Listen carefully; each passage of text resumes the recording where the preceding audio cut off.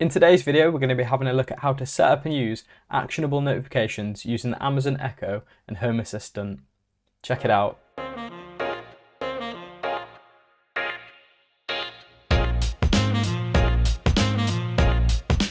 What's going on, guys? I hope you're all doing well. So this video is just a continuation of my Alexa and Home Assistant setup. In the very first video, I went through the full setup of the custom Alexa component and some of the different things that you can do with it. I've also done a video on custom MP3s, and with this you can upload your own custom MP3 files to your Home Assistant instance and then use those MP3s in things like automations and scripts. And if you're interested in either of those two things, there will be links for them in the description below. For this video, you will have at least needed to complete that first video, as you're going to need to have the Alexa custom component set up and ready to go. So before we get into it, let's have a quick look at what an actual actionable notification is. So usually with the Amazon Echo, it's us asking the Echo a question or us asking the Echo to do something, but this time it's going to be the other way around. So we're going to have the Echo ask us a question, and whatever our response to that question is going to cause something to happen. And in our case, that something is going to be Home Assistant related. So this could be calling a script, running an automation, turning on a set scene, or something else. To get the most out of actionable notifications, you'd couple them with your normal automations and have that automation fire off the actionable notification. An example that's used in the actionable notification documentation is that when a front door is left open for more than 5 minutes, the actionable notification gets called and your Echo is going to ask you if you want to lock the door as it's been open for more than 5 minutes.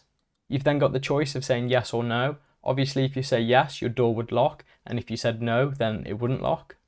Another great way to make use of actionable notifications is reminders. So you could have a reminder on bin day that it's going to say to you, hey, it's bin day, have you remembered to take the bins out? And you could then say yes or no. If you say yes, it's not going to remind you again. And if you said no, you could have a timeout period where it's going to ask you again in, say, 15 minutes. That way it's kind of like pressing snooze, and it's just going to remind you again in 15 minutes, and it will just keep asking you until you finally do it. So in short, we're going to be using those notifications to get feedback from our automations, and whatever feedback we give, it could be yes, no, or maybe not even answer. And whatever feedback we give will get the automation to run a set path. Hopefully that makes sense. If it doesn't, just follow along and it should become more apparent as we get into it. As always, this video will be chaptered, so be sure to make use of those chapters in the description below to just jump over any irrelevant parts to you. To get started with this project, there's going to be a few things that we need. First of all, you're going to obviously need an Amazon account with Echo devices tied to it. You're then also going to need public access to your Home Assistant, so this can be done through Nabu Casa, DuckDNS, or some other service. If you don't have public or cloud access to your Home Assistant, you can still set up these actionable notifications, but I'm not covering that process in this video. If enough people are interested in seeing how to do it without that access, then I'll be happy to make a video on it. As I previously mentioned, you're also going to need to have that Alexa custom component installed, and I went through this in that first video. And the last thing that you're going to need is just to make sure that you're subscribed. So if you're not already, hit that subscribe button and ding dong the notification bell. You'll then be alerted to any future videos that I do. Before we get started with creating our new skill, we're going to first just need to add this input text into our Config.yaml file. We'll be using this input text to test out our new skill, and the code for this will be in the description below, so feel free to just copy and paste that in. For this setup, we're going to be making use of Keaton Taylor's Alexa Actions Guide, which can be found on GitHub, and I'll have that linked in the description. So thank you, Keaton, for the awesome guide. The first thing we're going to need to do is head over to the Alexa developer page. Again, that'll be linked in the description. When you get to this page, it's going to ask you to sign in. And the important thing here is you're going to need to sign in to the account that's linked to your Alexa and Echo devices. Once you're all signed in, we should end up on a page like this. And from here, we're going to start creating our skill. To do this, we're going to just choose Create Skill. It's then going to ask us to give our skill a name, and you can name your skill whatever you want. Once you've given it a name, we're going to set the default language. For me, I'm just going to set this to be English UK. Next up, we're going to choose a model, and for this, we want to make sure that custom is selected. A little further down, we're going to want to choose the actual backend resource, and for this, we're going to have it as Alexa hosted Python. With that selected, we're going to just scroll back up to the top, and we're going to press Create Skill. The last step here then is going to ask us to choose a template, and for this we're going to just leave it on Start from Scratch, and then we're going to press Continue with Template. This is then going to take a couple of minutes while Alexa propagates and creates all the bits that we need for our new skill. While you're waiting for those resources to generate, if you're not already, hit that subscribe button, and if you ding dong the notification bell, you'll be alerted to any future video that I do. When that finally completes, you should be presented with the developer console, and you'll see these little pop-ups to tell you that the build was successful. So for now, we're just going to close these little help notifications. As I mentioned, we're going to be referencing Keaton Taylor's Alexa Actions guide, and for this, we're going to be copying and pasting bits from their GitHub. So just make sure you've got that opened up and ready in another tab. Back on the developer console, the first thing we're going to want to do is to set the invocation name. To do this, we're going to just press invocation in the left-hand menu. You'll then see the skill invocation name and it will say change me, and we're just going to update this. As we're following along with the guide, we're going to set this to be custom actions. Now, if this is the first skill you've set up, I would recommend you copy everything to the T with the guide. That way, if you get stuck or make any mistakes, you can reference directly to the guide and everything should match up. So just copy along, and once you've made 1 or 2 skills, feel free to come in and play around with these settings and see what else you can create. So with custom actions entered, we're going to just press save model. And we'll see a pop-up to say that the skill successfully saved. The next thing we're going to need to do is to update the skill manifest. To do this, we're going to press on interaction model in the left-hand menu. And then we're going to press JSON editor. We're then going to want to switch over to our other tab, and we're going to open up the skills manifest, and we're going to choose local ENUS. We can then just press this raw button, and what that's going to allow us to do is to just copy and paste everything here. A little handy shortcut is if you just press Ctrl A and then Ctrl C, that will copy everything to your clipboard. We can then head back to our developer console, and we're going to select everything here, again using Ctrl A, and then we're going to overwrite that using Ctrl V. So just make sure you've copied everything from that file in the Git repo over to this one, and once you've done that, we're going to press build model up at the top there. When that's finished building, you'll see a little pop-up like this just to tell you that the full build was successful.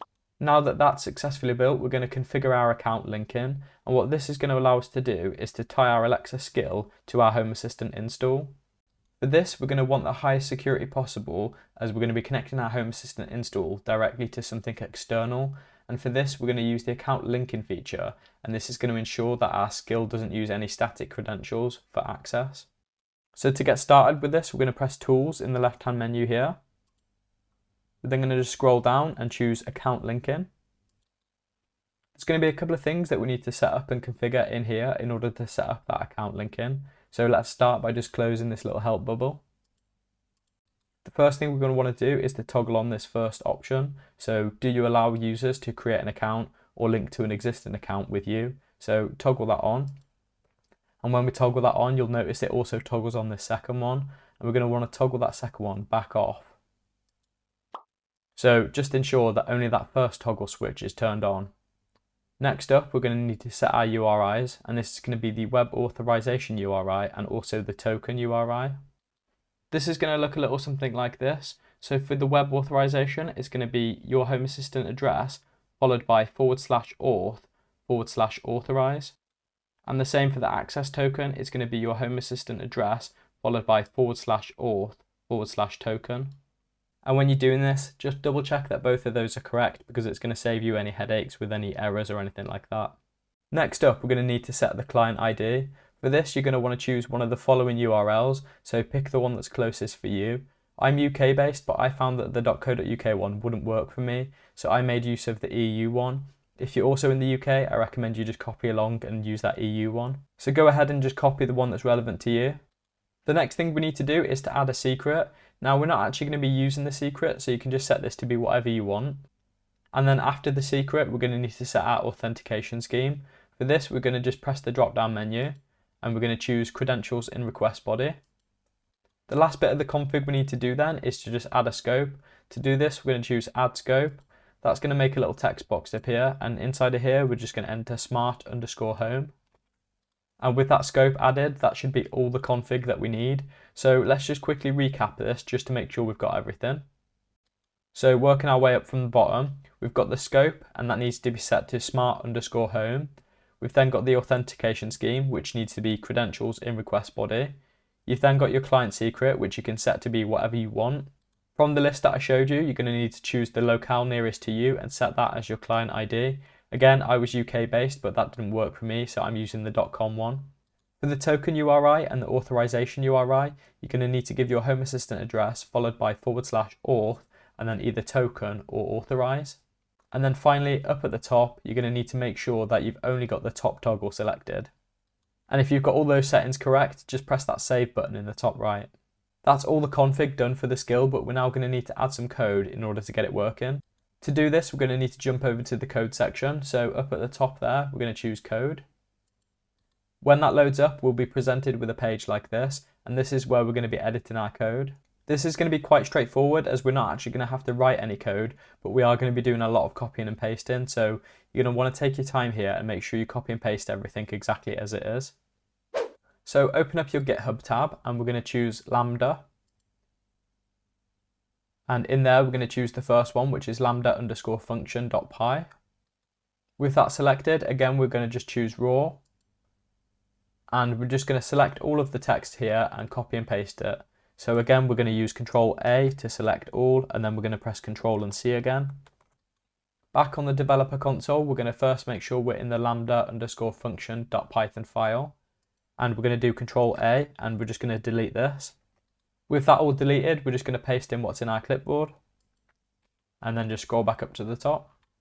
It's up to you how you go about copying the code from the GitHub repo over to this.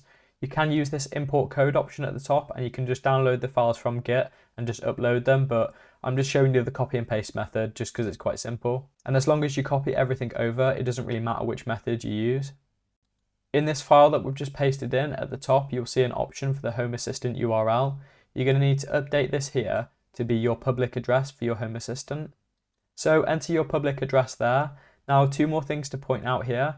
You can't use a private or an internal address here. It has to be your public facing one. And the second thing is, if you're not making use of SSL, you're going to want to set this option here to be false. Now, I am making use of it, so I'm just going to leave that to be true. And this is actually all the changes that we're going to need to make. Everything else is just going to be copy and paste in. So next up, we're going to want to open up requirements.txt. With requirements.txt open, we're going to switch back over to our GitHub tab, and we're going to open up the requirements.txt on the GitHub repo. As this one's only a short document, I'm not going to bother clicking raw, so we're just going to highlight all the code there and we're going to copy it. We're then going to head back into the developer console and we're just going to paste all of that over the top of this. And that's the requirements copied over. We're now going to need to create a new file. To do this, we're going to choose new file in the top left there. And for this, we're going to give it a name of language_strings.json, and we're going to press create file. We should then have this blank new file, and again, we're going to jump back over to the GitHub tab, and we're going to choose lambda, and we're going to find that language_strings.json file. And again, we're going to choose raw. And as before, we're going to just select all this using Control A. We're then going to press Control C to copy that. We'll then jump back over to the developer console and just paste that in. With that pasted in, there's going to be just one more file that we need to create, and that's prompts.py. So again, choose new file, and we're going to type prompts.py and create file. And as you guessed it, we're going to jump back over to GitHub, head into Lambda again, and we're going to open up prompts.py. And again, we'll just select all of this, copy it, head back in there, and then paste it back in. In the left-hand side, we should now have 5 files underneath the Lambda folder, and the files that we should have edited are the Lambda function, requirements, language strings, and prompts. If you copied all those files across and you updated your Home Assistant URL, you should now be ready, and you can just press deploy in the top right. So you'll get a pop-up to tell you that the deployment initiated, and then after a couple of seconds, it should hopefully tell you that the deployment was successful. That should be our skill fully set up and ready to go. So the next step will be to link our skill to our Home Assistant. To do this next step, we're going to be using the Alexa app on our mobile device. On our device, we're going to want to open up the Alexa app. We're then going to want to choose More in the bottom right corner, and then we're going to press Skills and Games. From here, we're going to press Your Skills in the top right, and we're going to swipe all the way to the right until we see Dev. We're then going to press Dev, and we should see our skill available.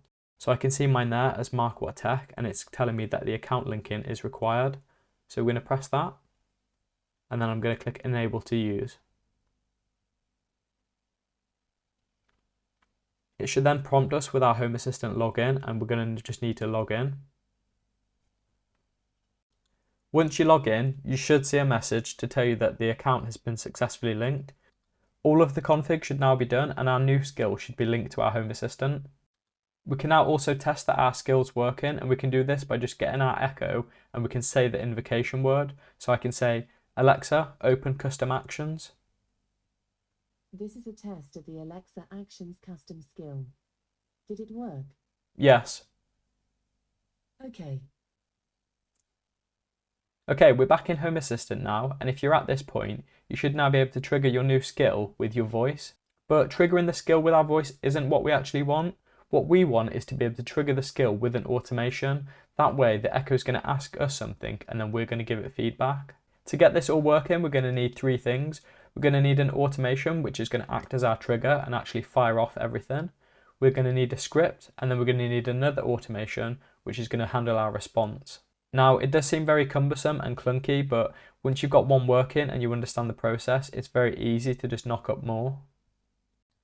On Keaton's GitHub, there is a helpful script that you can copy, and this script's going to allow you to trigger actionable notifications a lot easier from within your automations. So you can just copy that script and then just paste it in your Config.yaml or wherever you call your scripts from. I store all of my scripts under scripts.yaml, and this is the script that I've been using to help me run my actionable notifications. This code that I'm using is also in the description below, so you can go and grab that. Once you've pasted that script in, you're going to want to update this bottom line here, which is the media content ID, and you're going to want to update this to be your Amazon skill ID. You can get your skill ID by heading back to the developer console and going back to the main page, then just find the skill that you want and press this copy skill ID button. Pressing that button will copy your skill ID into your clipboard, and you can just come back in here and then just paste in your skill ID there. And once you've got that script added and you've got the skill ID added, you can just hit save at the top there. With the new script added, we're going to head into the configuration. We're going to scroll down to server controls. We're going to find scripts in this list and just click it. That will just reload our scripts to make sure we're using the latest version. And now that we've got that reloaded and got our script, we can start creating our automations. Before we start writing our automations, we're going to just first test that our script's working. So we're going to open up the developer tools and we're going to choose services. In the service, if you just start typing actionable, you should see your script appear. So it's the script activate Alexa actionable notification. So choose that. In our script, the parameters are all documented. So we get this nice little description for what each parameter is. So we've got the text, which is obviously the text that the Echo is going to speak. We've got the event ID, which is the event responses. And then we've also got the device that we're going to get the announcement to come from.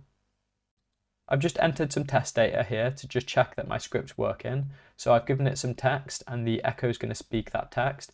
I've given it an event ID, but that event actually doesn't exist. And I've also given it the name of the Echo that I want to use. So what this is going to do is it's going to speak that text on this Echo and it's going to fire off that event ID. Usually we'd have something listening for that event ID, but as it's just a made up one, nothing's going to happen. So let's test this out now. So I've got my kitchen Echo here and I'm just going to press call service. Should I turn off all of the lights? Yes. Okay. And again, because we've got nothing listening to that event ID, it doesn't really matter if I say yes, no, or don't answer. It's not going to do anything. But doing that test, I can see that my script is working and I can successfully pass through all three parameters. Now that I know that this script works, I can start building automations around it. And if you're following along and you're at this point and it's working, you should be good to go. If this still isn't making much sense, then don't worry. It should hopefully become more apparent as we start working on these automations. So jump into your automations and you'll remember that I said that we needed three things. We needed an automation to do the trigger, we needed the script, and then we needed an automation to do the response. So we're going to need to set up two automations now, and I've already got some demo ones here. So I've got these top two automations here. So I've got Actionable 1 and Actionable Response 1. Actionable 1 is going to be my trigger, and this is going to be what gets everything going. And the response then is going to be what happens when I give feedback to the Echo. So let's dive into these now. So Actionable 1 is nice and simple. It's got a simple trigger and it's just the sunrise event. So at sunrise, an action is going to be called, and that particular action is just calling the actionable notification service. Here we're just calling that script, which we just called a second ago with the developer tools, and we're just passing in some parameters. So with this, what's going to happen is at sunrise, the script's going to get called and these things are going to happen. So it's going to do an announcement to say that the front door's been unlocked for 5 minutes. Do I want to lock it?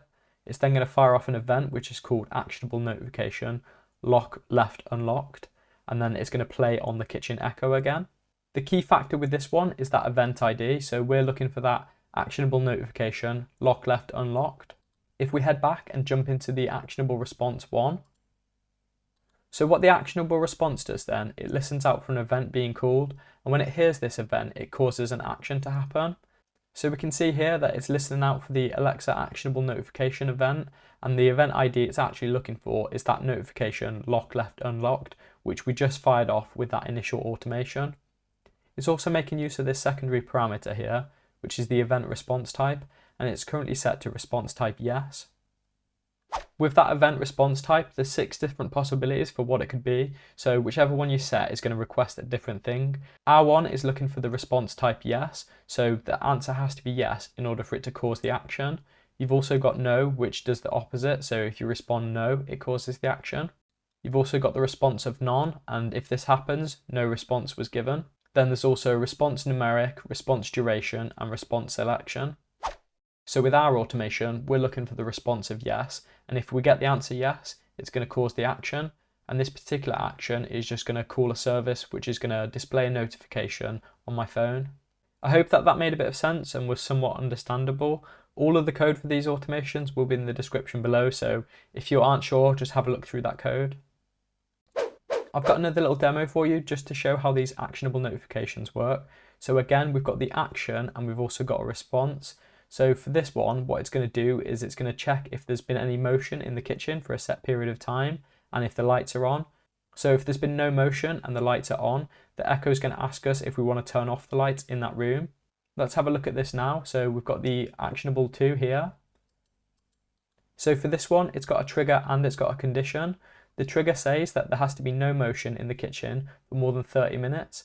And the condition says that the kitchen light also has to be on. So if there's been no motion and the lights are also on, it's going to fire off that action, and that action is going to ask us if we want to turn off the kitchen lights.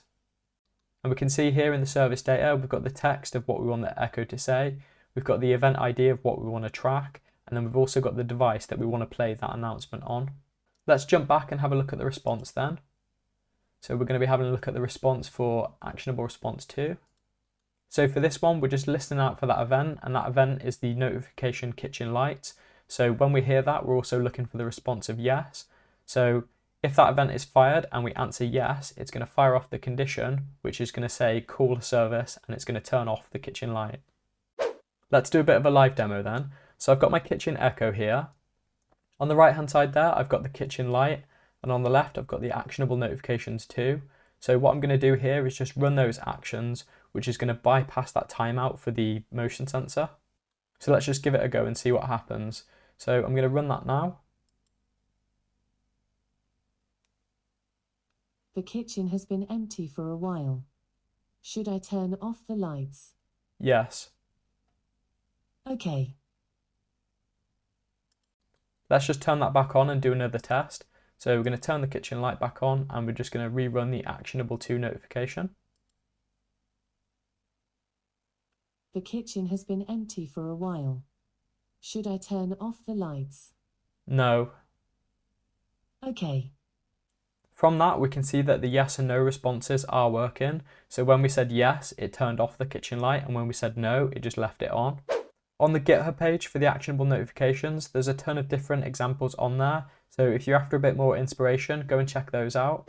If you're a Node-RED user, there's a flow that you can import, which has got a ton of different examples in there. So be sure to add that to your Node-RED and have a play around with those.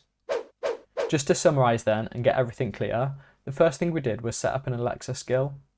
The purpose of this skill is to allow us to communicate with the Echo, and with that we can do things like our responses, so where we say yes and no, and the feedback from that then causes an action.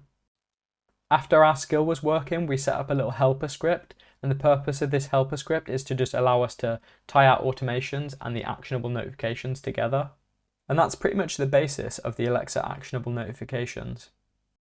So the actionable notification is comprised of 3 parts. We've got 2 automations and the script. The first automation then is the trigger, and this trigger causes the script to run, and when that script runs, we also pass in some parameters to it.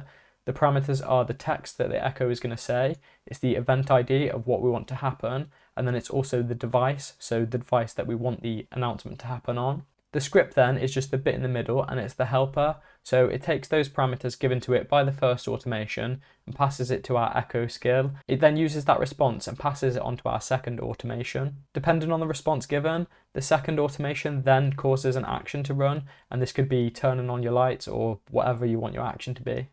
If you're still unsure of how this all works, be sure to check out my Facebook group where I'll be able to share some pictures and a bit more detail on this.